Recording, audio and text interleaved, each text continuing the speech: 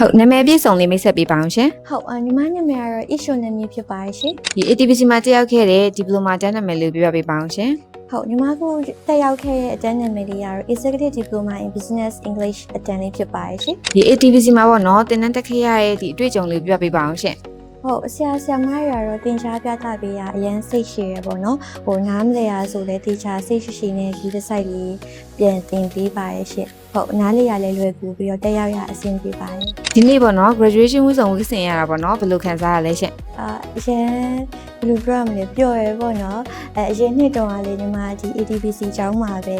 Executive Diploma in Business Management အတန်းကိုတက်ရောက်ခဲ့ပြီးတော့ဘွဲလေးလေးယူခဲ့ရပေါ့နော်အခုကလည်းဒီနောက်တစ်ခါအသစ်ပြန်တက်ရောက်တာပါရှင် ဒီ ATPC ကိုပေါ့နော်အခြားသူတွေကိုရောဘယ်လိုမျိုး recommend လေးလုပ်ချင်ပါလဲရှင် ဟုတ်ဒီတင်နေရပေါ့နော်ဟိုကိုအတွက်လည်းအထောက်အကူဖြစ်တယ်ပေါ့နော်ပြီးတော့ဒီ ATPC ကျောင်းအားတင်နေတာဆရာဆရာမရလည်းအရန်ကိုစိတ်ရှိပြီးတော့မှနားလဲအောင်တင်ရှားပြသပေးပါရဲ့ရှင် ဒီ junior ပေါ့နော်ကျောင်းသားကျောင်းသူလေးတွေကိုရောအကြံတစ်ခုပေးချင်တာမျိုးရှိလားရှင် ဟုတ်ရှိပါရဲ့ရှင်ဒီဆရာမရဆရာရအရန်တဘောကောင်းနေပေါ့နော်ပြီးတော့လေစီစဉ်ကြကြလေးတင်ရှားပြသပေးရပေါ့နော်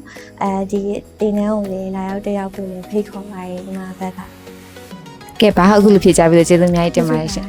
Begin your future with ATBC.